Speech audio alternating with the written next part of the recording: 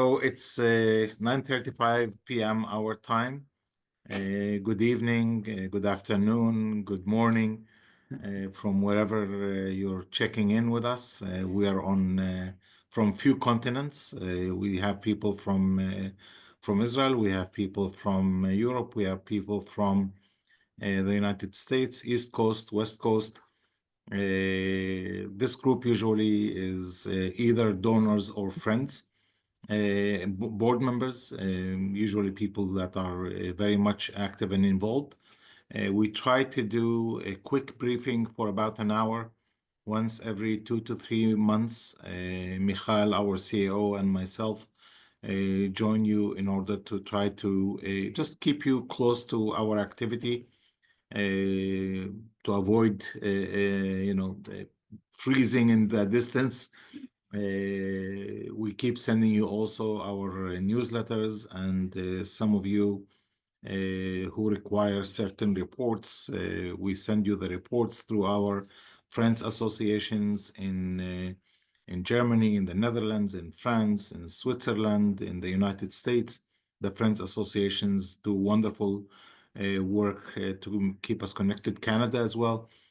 So it's a great opportunity, first of all, to thank the board members who are volunteering in those associations and being the link.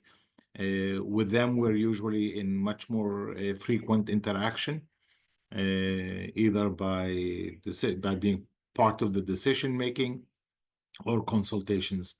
Michal and I, as I said, we're going to keep this brief because of people are in different time zones. We promise that within an hour we will finish this session. Michal is going to start by giving basically a couple of updates, major updates, and then we will zoom in into specific programs and specific projects which we wanted to give you some updates on.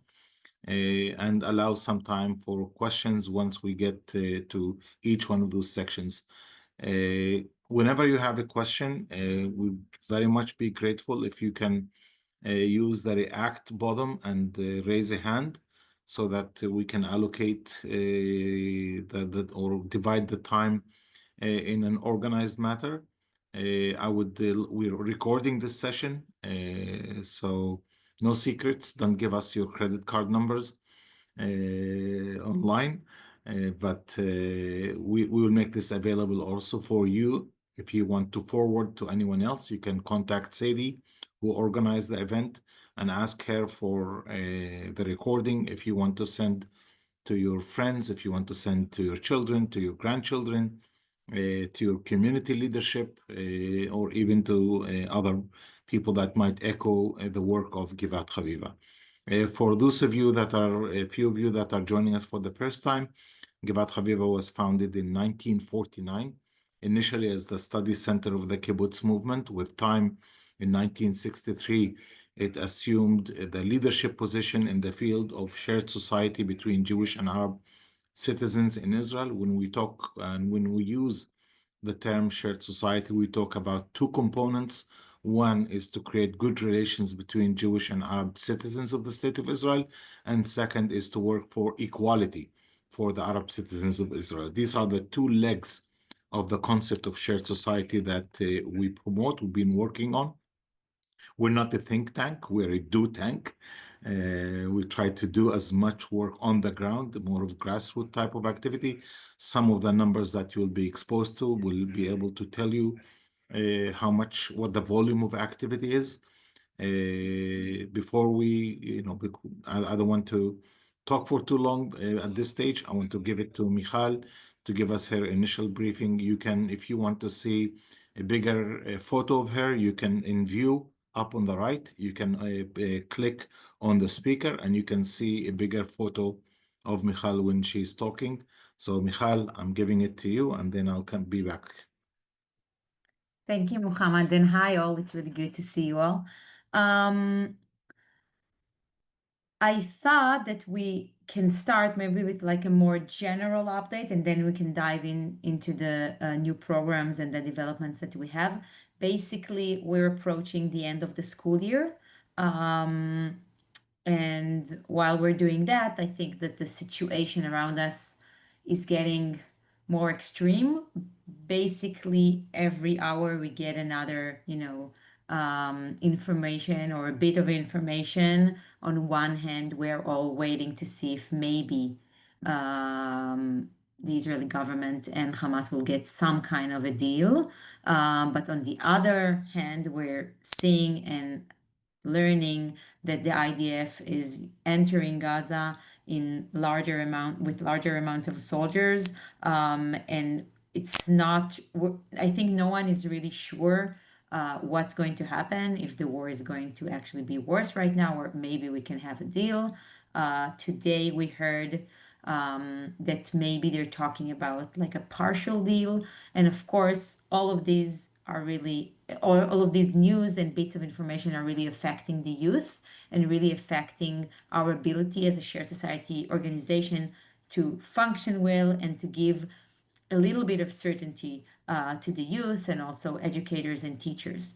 So I thought that I can share with you a presentation that I gave last week in the Haifa Conference for Politics and the Arab Society. It's like the largest conference on our issue. It's the conference of Haaretz newspaper, NIF, and the University of Haifa. I will try, and I just translated the presentation because I thought you can be interested in the new data that we have there. So I'll try to share it. Let me know if I succeed. So some of you know the Givat Haviva survey that we had in January 25. We saw that nearly 3/4 of Jews do not trust Arabs, and 43% of Arabs do not trust Jews. That was like the general population, right? But then last month, the Accord Institute published a youth survey. And actually, it was even worse. So, according to them, more than half of the Jewish teens hate Arabs, like feelings of hate towards Arabs, and a third of Arab teens hate Jews. Basically, when you see these numbers, you feel like there is no hope, right? If that's what the youth is thinking, if that's what the youth is feeling, then basically there's nothing we can do, right? They're supposed to be our future. They're supposed to be positive about the future, and that's what they feel. And we're talking about, like, all of them are Israeli citizens, right? And that's what they feel about each other. But another really interesting data that we got from the Accord survey is that 2/3 of the Jewish and Arab teens want to improve Jewish-Arab relations, but only 30% of Jewish youth and 46% of Arab youth, from those who believe or those who want to improve Jewish and Arab relations, only really small amount of them believe improvement is possible, right? And basically what I'm saying is that maybe the data is not that bad, because the gap, or this gap between what the youth is actually want to see, what they want to happen, right? The gap between that and between what they believe that can happen, that's basically our educational window of opportunity, right? Because if they want something good or positive to happen, but they don't believe it can happen, we can go there and maybe make them believe it's possible, and maybe give them the tool to A, believe that it's possible, but and B, to actually make it happen, right? So I'm saying it all the time, but I think now it's really crucial that in Israel, not everywhere, but in Israel, education for shared society is basically a form of education for democracy. Because in Israel, the attitudes toward the other group, Jewish or Arab, basically predict one's democratic positions. I think there is no more like challenging and hard topic in Israeli society as the subject of relations between Jews and Arabs. It's all we talk when we talk about equality. It's all we talk when you talk about racism within Israel. So if you really engage in Jewish and Arab relations, basically you're engaging in the most important part of what the Israeli democracy is supposed to look like, the hardest, the most challenging part of it.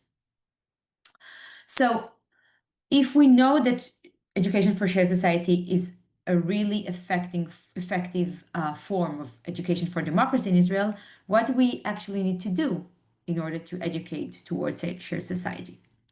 And here I wanted to tell you a story, and it's basically a story about how Givat Haviva changed our programs in order to confront reality, right? So right after our conference in February, we had one of the first seminars, shared seminars in Givat Haviva after the 7th. So two schools came to Givat Haviva, one was Jewish, one was Arab, and they came for like a 48 or 72 hours seminar. And everything went well at the beginning. So all the kids came, they were like really happy and excited because, it's a few days out of school, and it's really fun. They got into like small groups, everything was bilingual in Hebrew and Arabic. They all had their guides, and they started to like get to know each other, do all kind of activities. And also they got to talk about the 7th of October and the war, because that's what we do and that's what we believe we should do. And the conversation was, of course, really hard. I was not on campus. I was in a very, very short vacation with my family in Eilat. And in the evening, my cell phone just rang a few times. And then I answered it. I was quite nervous because I know what kind of things get to me in the evenings from the seminars. But I was actually surprised by the story that I got. And the story was that one mom it just came to Givat Haviva's gate. She was really, really upset, and she was a mother of one of the Jewish girls in the seminar, and she wanted to take her kid home and also to call the police and tell them that one of the Arab girls, she is a terror supporter and a Hamas supporter. Okay? And she was like panicking, and no one gave her the opportunity to actually get into the campus. She was like standing outside of the campus, and our team, Givat Haviva's team, was standing with her, trying to calm her down. Basically, for two reasons. One, her kid didn't want to go home. She called her earlier, telling her that one of the Arab girls is a Hamas supporter and a terrorist supporter. But now, few hours have passed, and she was having fun, and she forgot about it, and she didn't want to come home.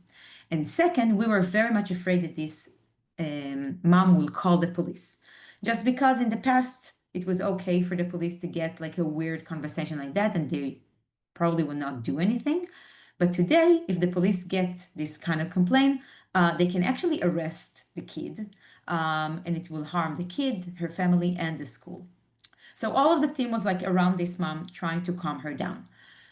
To make a long story short, after an hour, she calmed down. She said that she was post-traumatic, and she actually joined the kids for like dinner, and everything was okay. The Jewish girl stayed in the seminar. The mom went home, and it was okay.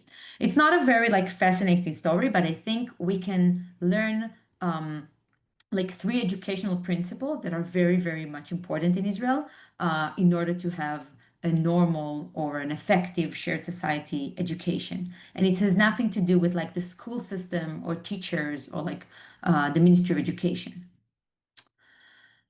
The first principle is parental modeling. Basically, we can see it through the story. The model that the mom gave her kid is basically she acted like a kid herself, right? Instead of like calming her kid down, saying maybe you should talk to your teacher, maybe you should talk to your guide from Givat Haviva, maybe you should talk to the girl, maybe you should calm down. That's not what she did. She just burst into Givat Haviva, or tried to, in order to first harm the Arab student, and second, to take her kid home and prevent her from getting, the education she was supposed to get from this seminar.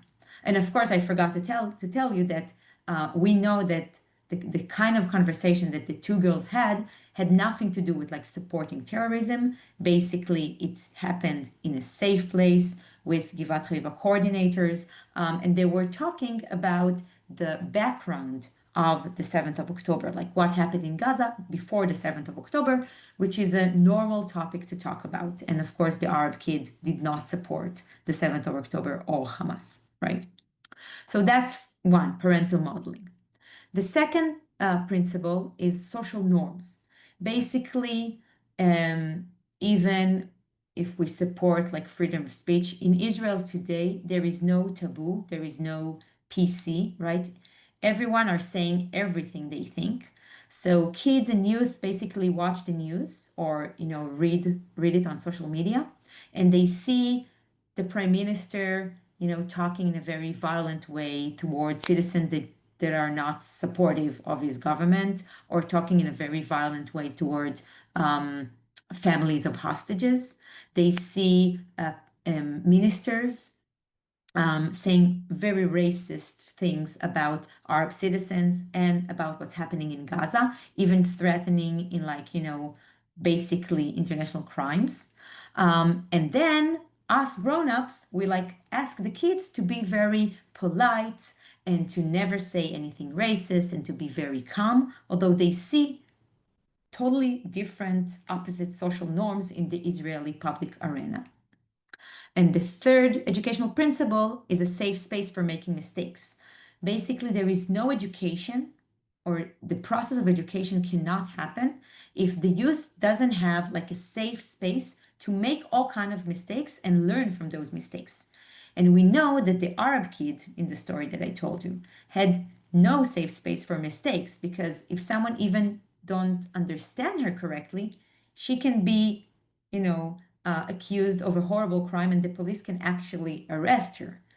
And the Jewish kid also didn't have any space for making mistakes, because her mistake was basically being very upset and cry and to call her mom. But her mom didn't give her the normal space to actually, confront what happened and actually learn from it, learn how to listen to the other, how to be calm, how to ask questions in order to discover what the other side actually meant. I'm happy to say that at the end of this story, actually the kids got a safe space for making mistakes, because they all stayed in the seminar and they got over it and they talked about it, and everything went well at the end. So if we talk about the role of civil society organizations in education for shared society, what we say is that we must engage on the ground. There are no shortcuts, right? We need to work top down and bottom up to actually engage in education ourselves, but also to be in touch with the Ministry of Education and try to change shared society education policy in Israel. And we need to do both. So we can't only engage in campaigns and top-down work, which is very nice to do. We actually need to do the work ourselves and to educate the kids one by one. And that's a very, very hard thing to do. And also, there are not a lot of organizations in Israel that actually do the work itself. Most of left-wing, or let's say more liberal organizations, usually they do top-down work. That's what Muhammad called a do tank and not just a think tank.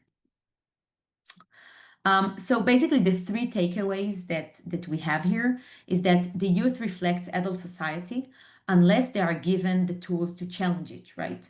And in order to challenge it, we need to first acknowledge our reality and then give the youth the tools to change it. The second key takeaway is education for shared society is education for democracy, like I said, and it's the most efficient way to educate for democracy in Israel. And that's why we need to invest in it and to actually do the work on ground. And the third and most important is that Israeli youth is basically ready for education for democracy in shared society. Like I showed you before, if a huge or large portion of the youth actually wants to see better relations between Jews and Arabs, they're telling us that they understand that Israel will always be a shared society with Jews and Arabs. But if many of them doesn't really believe that what they want to happen can actually happen, this is a point where they look at us like grown-ups and telling us that if we brought them to this point where they live in the middle of a war zone with basically no security, in a horrible, horrible political and social situation, then we are also responsible for giving them the tools to change this reality in the future. And that's what education is all about, right? So that's basically what we are now doing in a nutshell. And that's how we read our reality and the way Givat Haviva can affect it through education.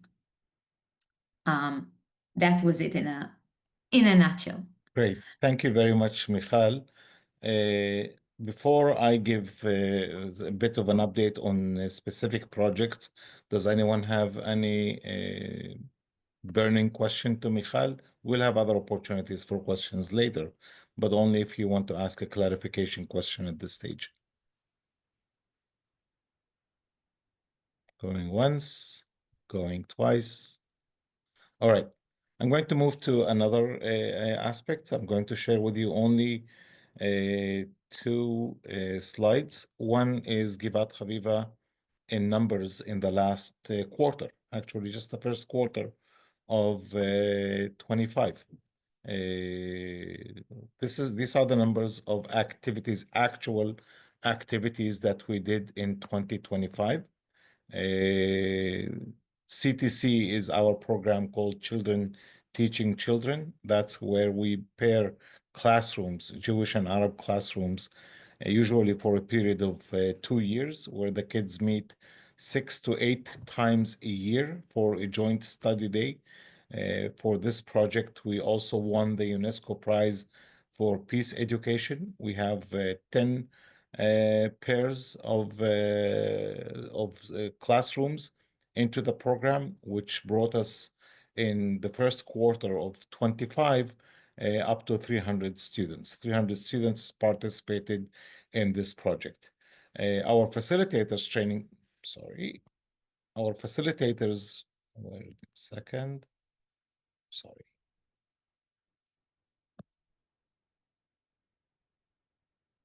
For some reason I got bumped out.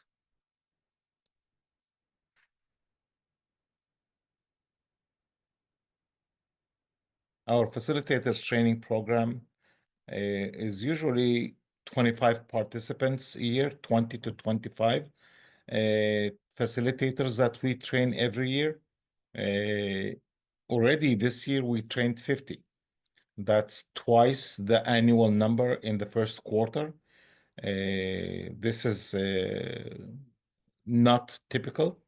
We're training more facilitators than ever before because we're preparing for the day after the war. The day after the war, where we anticipate a significant surge of schools that will come and knock on our doors, similar to the situation after the May 21 clashes in mixed cities. We experienced a surge of almost 3 times more students and schools that wanted us to intervene in activities and programs between them, in the schools or between the Jewish and Arab schools in the mixed cities. The last year and a half, the tension that Michal shared with you, the high level of mutual hate or mistrust, is basically saying to everyone, here is a red card, here is a red flag, there is a problem. If you haven't seen it before, now you see it. And we're preparing ourselves for the next stage, which is a massive intervention, which probably will be maybe 3 times more than what we did before. Facilitators usually we work in pairs, one Jewish and Arab facilitator in the encounters programs that we have. We expect another training program for facilitators in the summer leading into September. So by the end of the year, we'll probably be at 100 facilitators that were trained. When I say trained, training is at least 120 training hours, which is equivalent to about 4 credit points, 4 academic credit points. We talk about people that usually have their master's degree or undergraduate degree with a teacher's certificate, so highly trained people. But this is the cadre of, the first, we call them soldiers of peace, that we train to be placed in the front line with the schools when we are at a capacity, when we are at a full capacity. We expect full capacity in the upcoming school year to be 3 times more, and that's why we're training more facilitators than usual. The training of facilitators is not just for new facilitators. We're also offering training for the old facilitators because the war has offered a lot of new challenges that they have not experienced before. So we're doing a lot of retraining of some of the facilitators, sometimes just to help them personally, but it's also a way to give them new tools for interaction. This year, we started a new program, which is training school principals.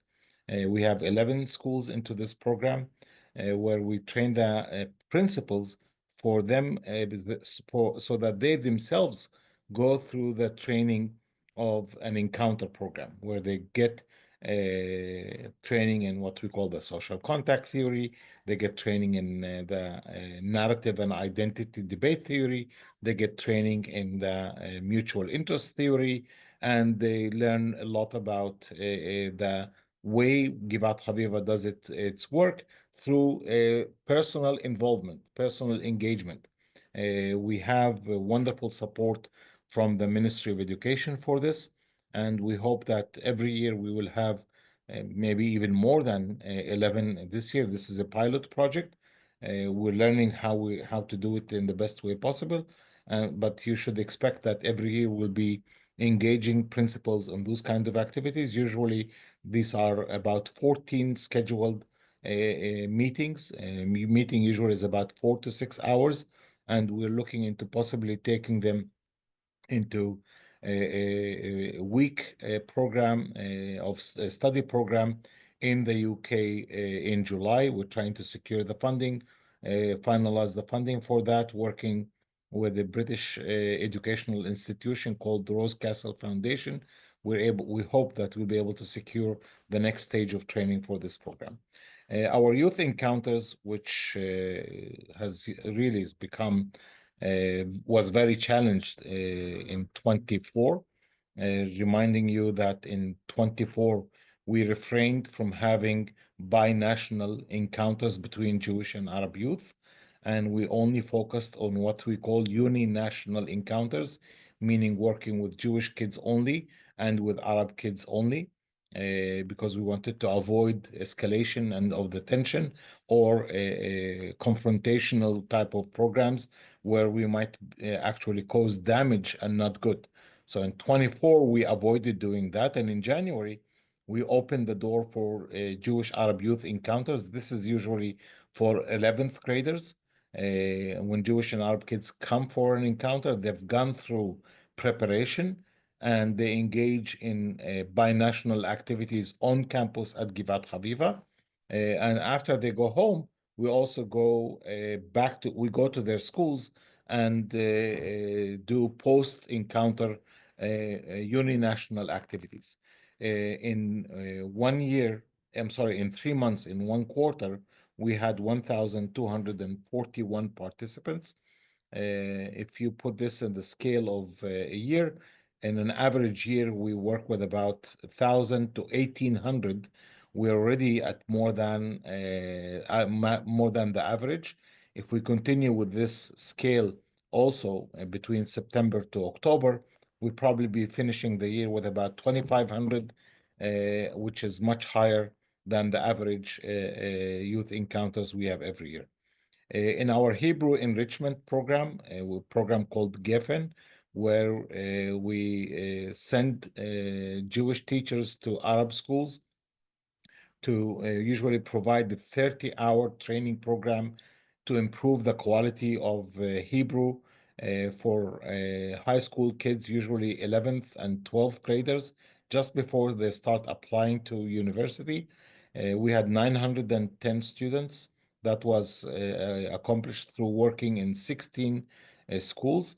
But our shared language program, where we send Jewish teachers to Arab schools for a period that usually lasts for from seventh to ninth grade. That's a 3 year program. There we have 32 teachers that teach in 46 schools, and this year we reached 18,000 students. By reach, this is the biggest program in which we have significant reach. The amazing news actually is that this program is going to go through a 50% increase in September this coming year. We expect that we were informed by the Ministry of Education that they're going to increase their budget, which is teaching hours for the teachers. They're going to increase their budget by about 50%. This will allow us to work not with 32 teachers, but at 16. So we will be at almost 48 teachers. And instead of working with 20, with 46 schools, we probably will be at 69 schools. The major development for this program, which fits actually in strategic planning for the Ministry of Education only 10 years after we told them it should be in their strategic planning. We've been running this project for 10 years, and only 10 years later, the Ministry of Education realizes that this is the time to go big time, big investment into this activity, improving the quality of Hebrew language with this middle school. And that came as a result of evaluation. In the evaluation, we showed empiric data that an Arab kid that had a Jewish teacher in middle school usually scores about 12 points higher in their grade, 12 points out of 100, than other kids that did not have a Jewish teacher. So as we say, we rest our case based on that data, and this was the convincing argument to convince the Ministry of Education to make thus such a significant investment. 50% increase. I mean, right now we are getting, I believe, 800 teaching hours, Michal, correct? Which is about it's about $2.5 million worth of Ministry of Education investment. Next year, as of September, and the coming school year, the Ministry of Education investment in this project will be about $4 million, which is 90% of the cost of the budget of the program. We still need to raise about $400,000. That money we use for recruitment of teachers, training of the teachers. We train host Arab teacher. We pair the Jewish teachers with Arab teachers so that they work in pairs. We do evaluation. We do curriculum development. We do crisis management. We accompany the teachers so that no problems will arise. And if they do arise, we are there to intervene as quickly as possible. Our high-tech seats project, which started with 26 students in the year about 10 years ago, is at a wonderful number of 220 active students right now. Let me just recap. This project identifies Arab kids who are very good in mathematics. And from ninth grade, they start taking academic courses in computer science.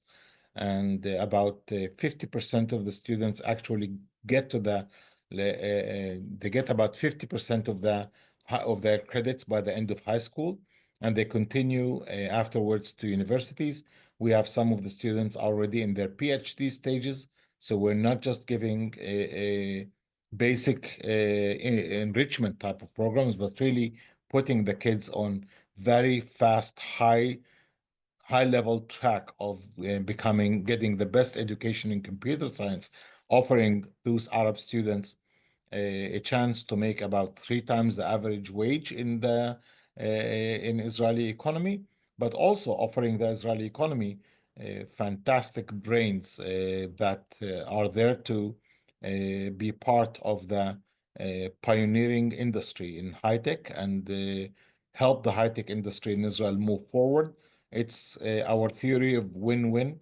The Arab students, as I said, make 3 times the average wage, and the Israeli high-tech industry gets the best brains polished at a very, very young age. Some of our donors here in the group, actually, I see some faces, have been active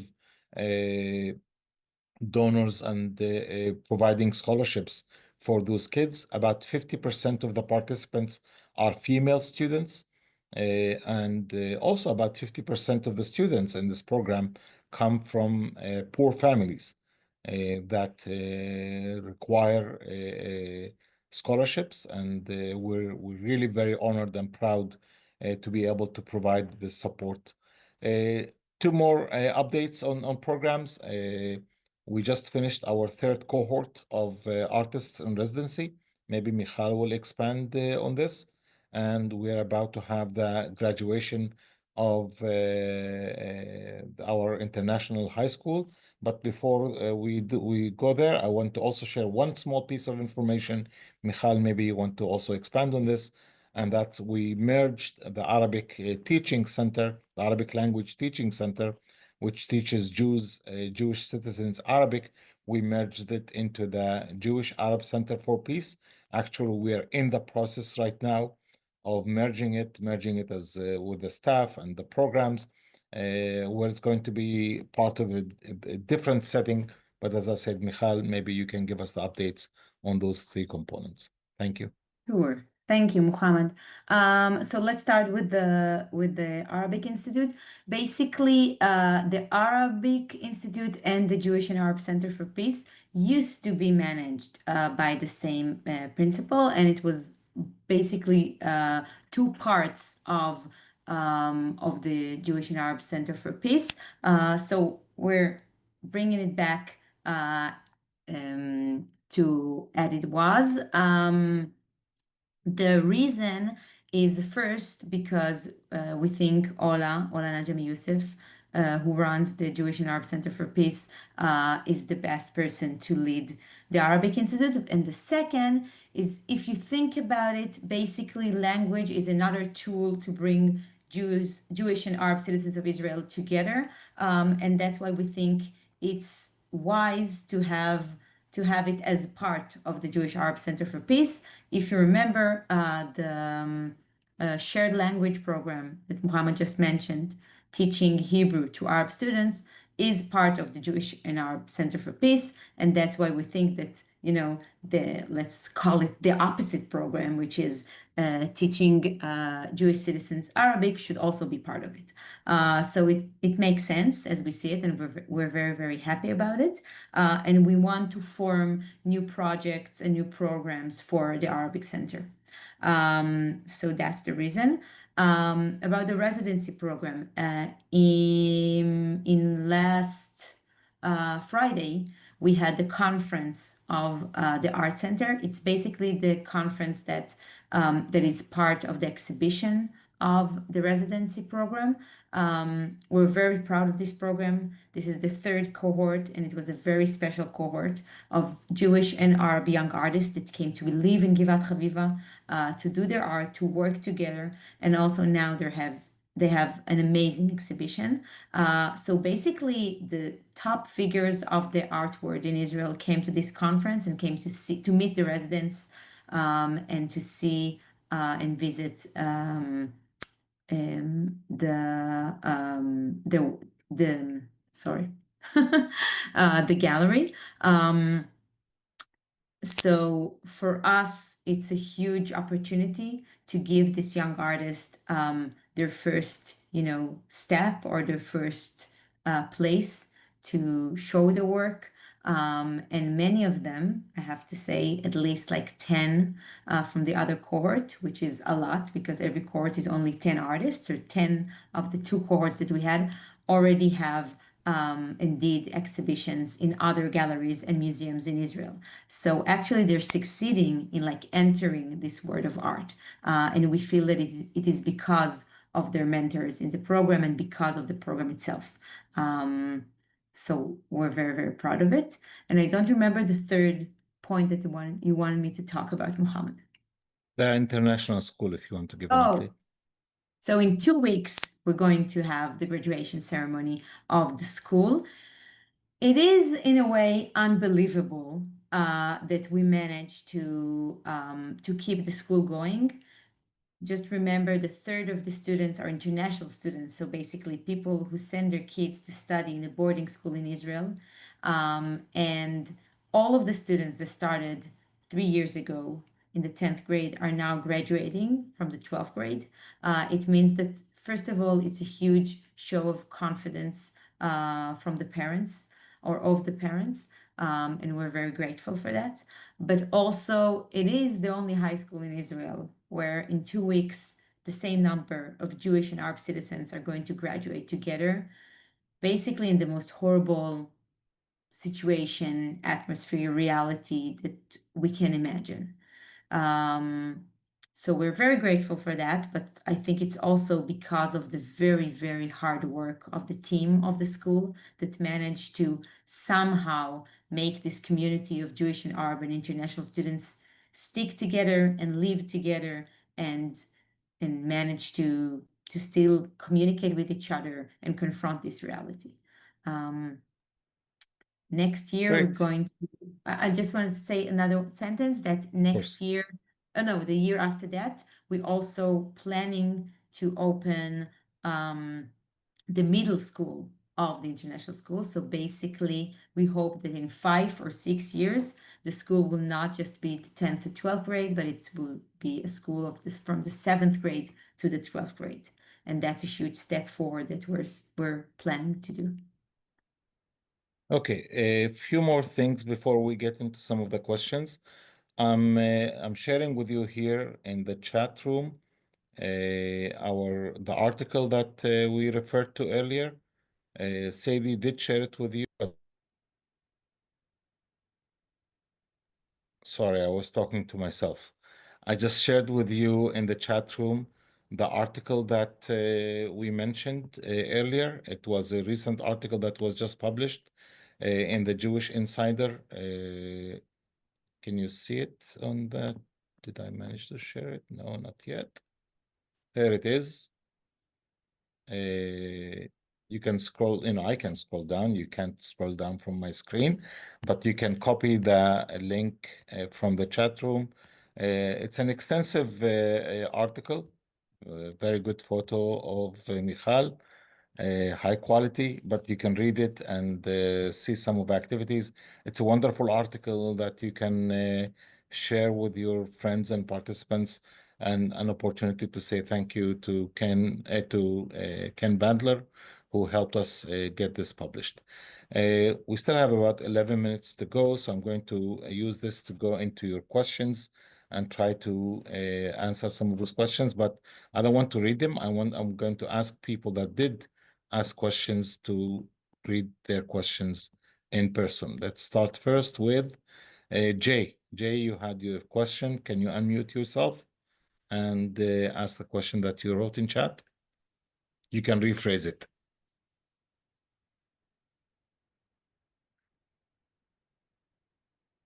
Jay, you're with us? Jay Wax? Okay. How about Barbara? You wrote a comment. Do you want to say something about it?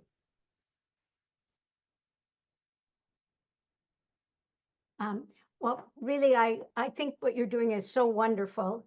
And I wanted to know a little bit more about the specific skills and programs that you use, because I'm working now more successfully since the war uh, in a Jewish, Palestinian, Muslim partnership, with Bashar really being my key partner.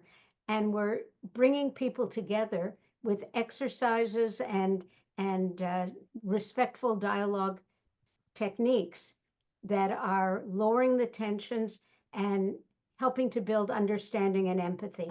So what you're doing is wonderful. I'd love to share. I'll be glad to share what we're doing, and I'd love to learn from you, because the diaspora needs this work as well as in Israel. In fact, if you want the diaspora to support the kind of values that Israelis are too traumatized to accept, we need to do a better job in the diaspora and use us to build confidence that there are partners for peace. Great. Thank you, Barbara. Jesse Abraham? Sure. Thanks very much, both Mohammed and Michal. Great stories, great to learn from you. My question is about the partnership that you've essentially got with the Ministry of Education, that they seem to be so supportive, even while the philosophy of the government seems to be in a very different direction. What we've seen in the United States is the government move in a direction and the top-down direction being so I can't imagine they're supporting your type of organization were you in the US. So just wondering if you have some insights to share with us on how you've been able to keep that working and whether that means we should be more optimistic about the Israeli government. Michal, you want to answer this?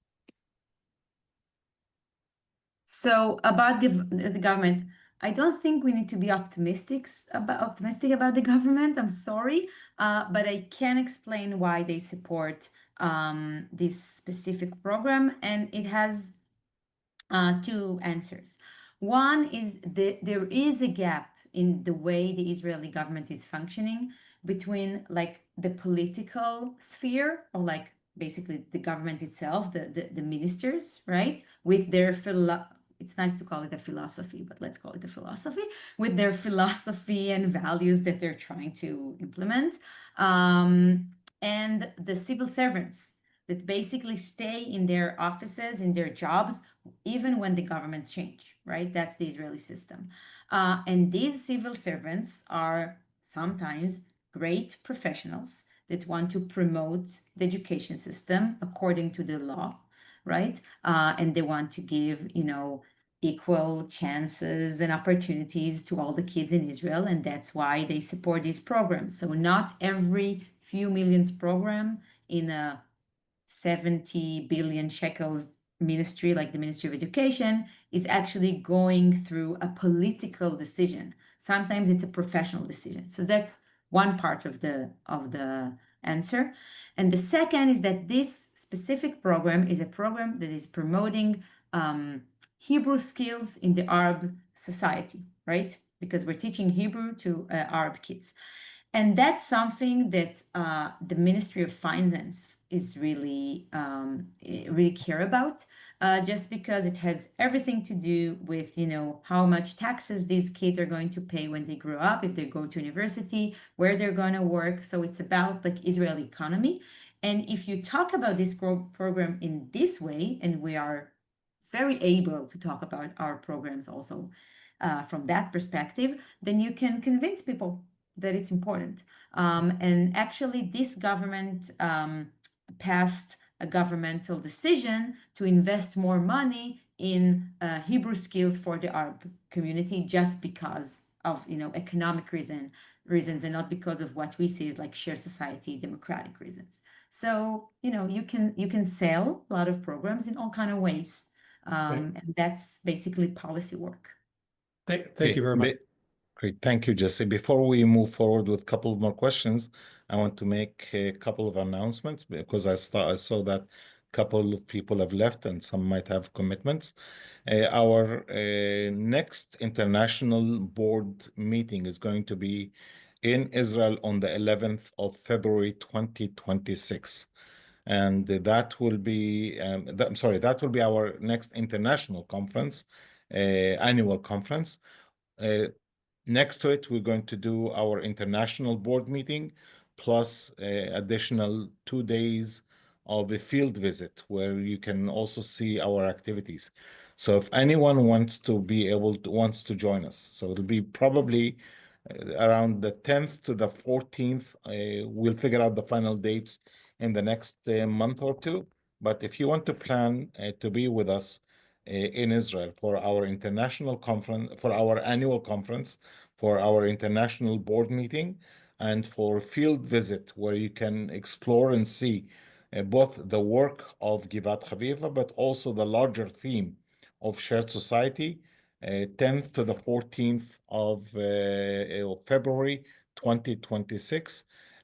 Contact either Sadie in the United States or the heads of our friendship committees to express your interest, get your name on the list so that we can let you know about the exact details, and maybe that there will be an opportunity for you to join us on those dates. The second announcement, we have 2 delegations, actually 3, that are coming to the US with specific dates. One, Michal is coming, and Sadie, maybe you can tell us the details of these 3 events.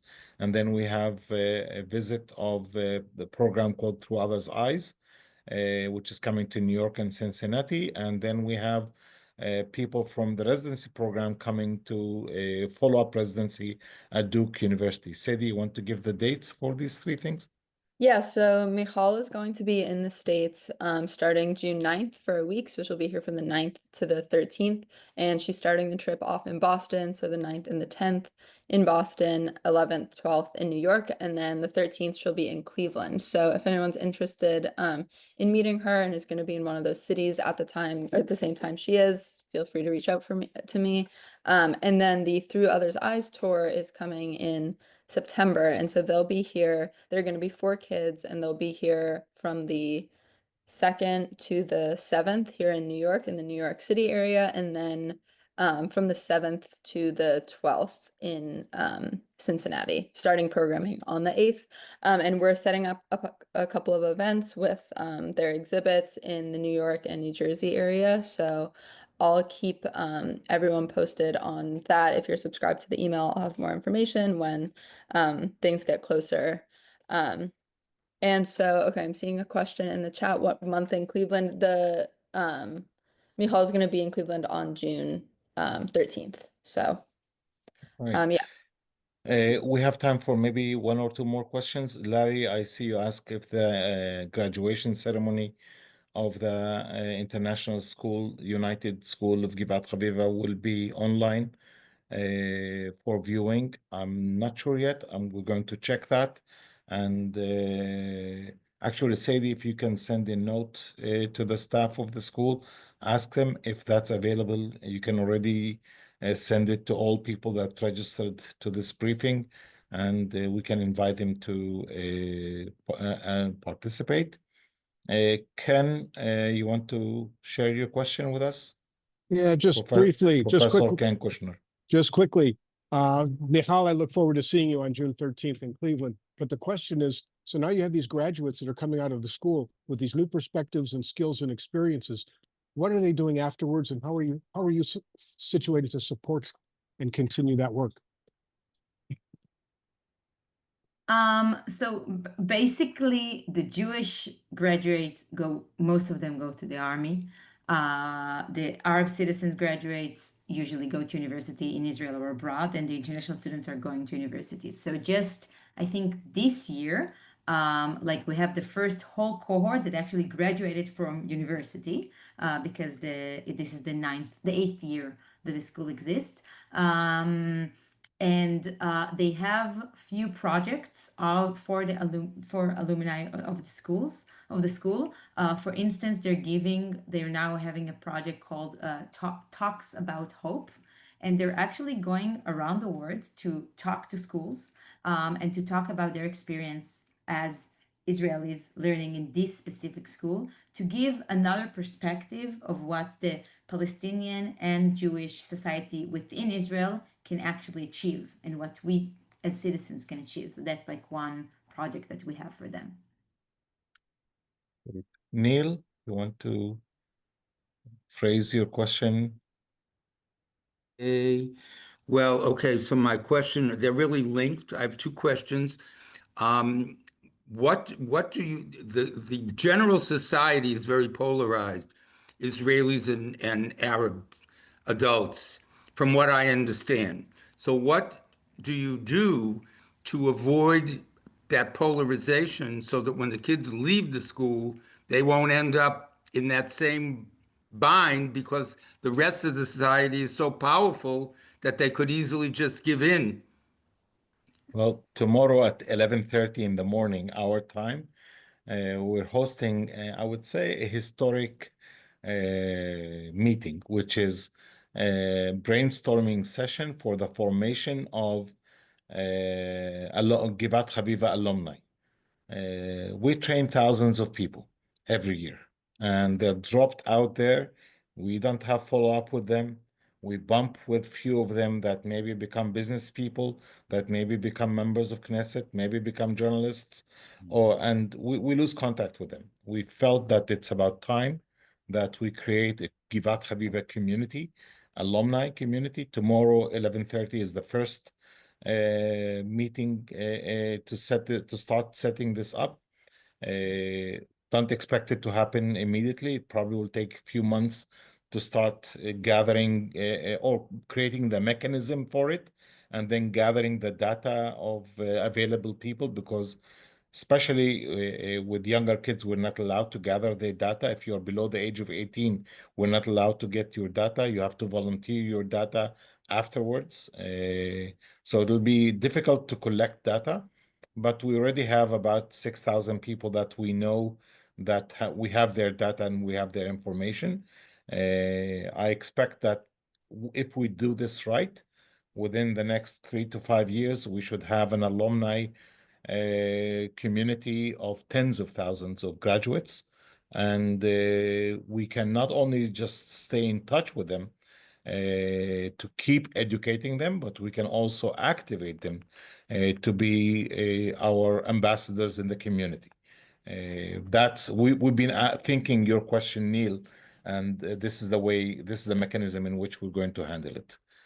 Let me see if there's one more question. I don't want to be rude and misuse your time. Mark, I'll give you the last question. Well, actually, you've just answered my question, but Okay. I'm also interested in knowing what you would answer the next one. That is to say, are you aware of the existence of the Anna Lindh Foundation?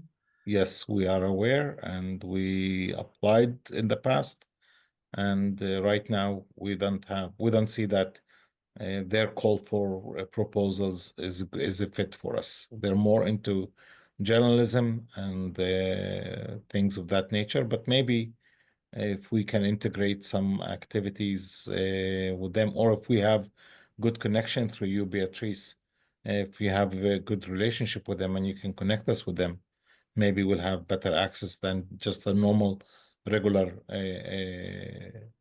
call for proposals, which is usually very technical and does not show a good fit for us with them. We need introduction with these people. All right, I'm going to be very respectful, as I said, to your time, and want to thank you all for joining us. Very much appreciated in the different zone times and all over the world. I think we're here from more than 25 different cities around the world, and I want to end by huge gratitude, not just for showing up today, but for your financial support, for your moral support, and yes, for showing up tonight and being part of our community. We'll meet again, hopefully, if we are going to be airing, streamlining the graduation of the high school. But if not, in the next quarter update, which will be right before the next school year. Thank you very much. I'm going to stay for another 2 minutes if anyone wants to stay. Meanwhile, everyone else that wants to leave, you're welcome to go to your business. Thank you very much. Thank you, everyone. Thank you, everyone. Thank you. Thank you.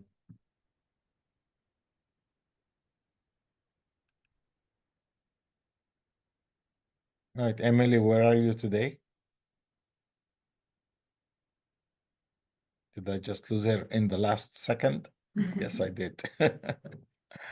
Mohammed, can I ask you, whom course. should I ask the difference between the Hebrew language enrichment and which is the Geffen, right?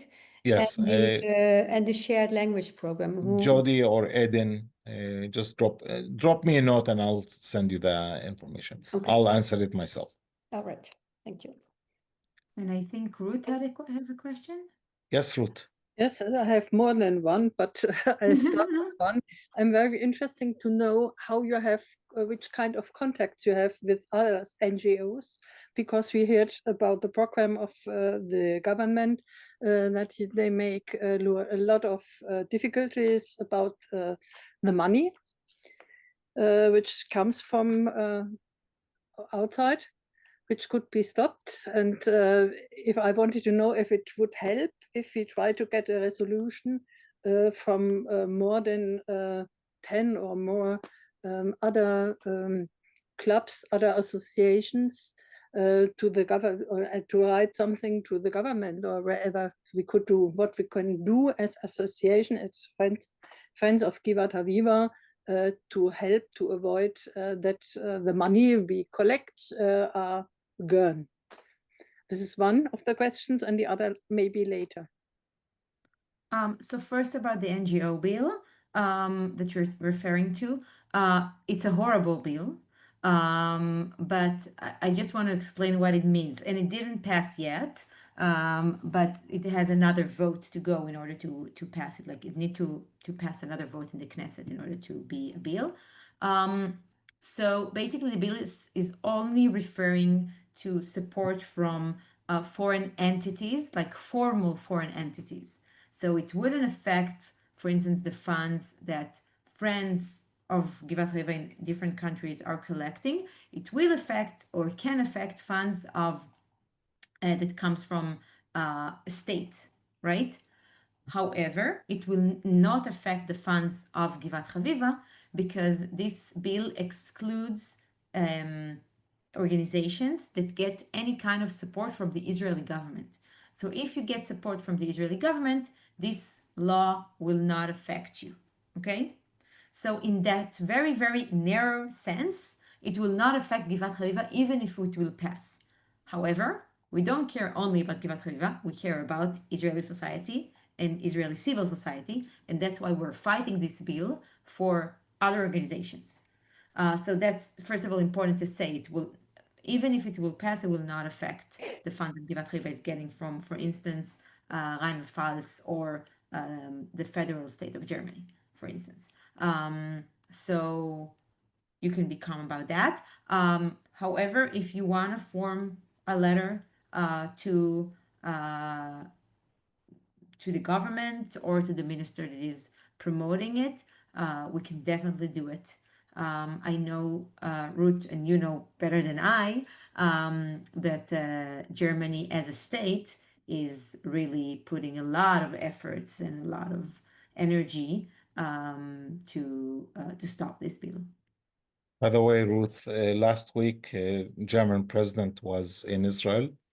I was invited to meet with him, but unfortunately, I was not in the country. I was traveling overseas, and but they reached out and invited me for a meeting.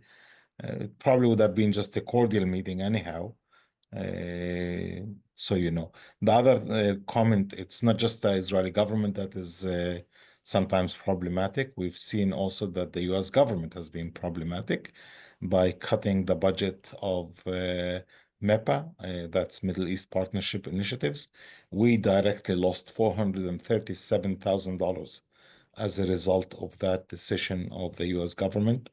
This was a project that was going into, this was money that was going into a project that we wanted to initiate, engaging Jewish and Arab women to work towards peace. And the money is lost. We lost that $437,000. That this is a project that we were recruiting a program director for.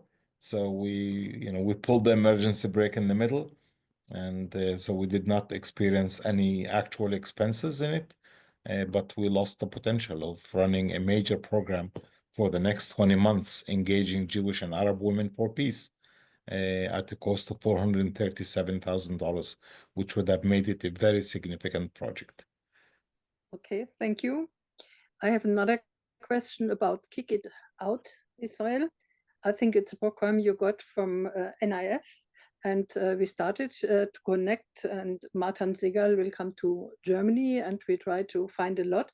Are there a lot of other countries involved? That was a question I wanted to know.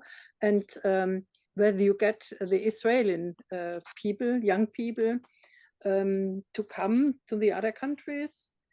I think it's a very good idea, and I found a lot of clubs or any politicals too who want to speak with Matan. And I think it's a good idea to have them for young children too, to start. And I wanted to hear which possibility you have had in December, I think, when you started to come in Israel. I think there was a soccer game in December in Tel Aviv. Mm-hmm. It was part of the program, I think. or Yeah, no? I'll make sure that we will send you a detailed update on this. I'll ask Matan. I don't have all the information and details on this. I'll ask Matan to send you a proper update on this route. Thanks, but I'm in contact with him. I just wanted to know if these are kids from Givat Haviva, or are these kids from schools everywhere, or where they come from? But They're it's okay, I they're can from schools that work with Givat Haviva. okay, fine. All right, Barbara, we will have to take the question later. Oh, I I think just wanted to that say, just one good news. Can I just give you one bit of good news? One Go of the ahead. alumni from Heart to Heart created our program for this year because the kids can't come to summer camp. 14 and 15-year-olds aren't going to come to summer camp in Ontario. And what they've created, it's ongoing, is a program at Tel Aviv University in the social science department. 18 Jewish, 18 Palestinian students selected out of a pool of 60, and they're having a regular program, and then they're going to be ambassadors for peace afterwards. More to tell afterwards, but I just wanted to give you good news. It came out of an alumni. They suggested it. They proposed it to the dean at Tel Aviv in the social science, loved it, and it's going. Amazing. Fantastic. Mhm. Good. I just want to Wonderful. give you, good news is good. Okay. You're always bringing good news. Thank you very much, Thank you. Barbara. Bye-bye. Thank you, Ruth. Thank you, everyone. Thank you, Bye-bye. everyone.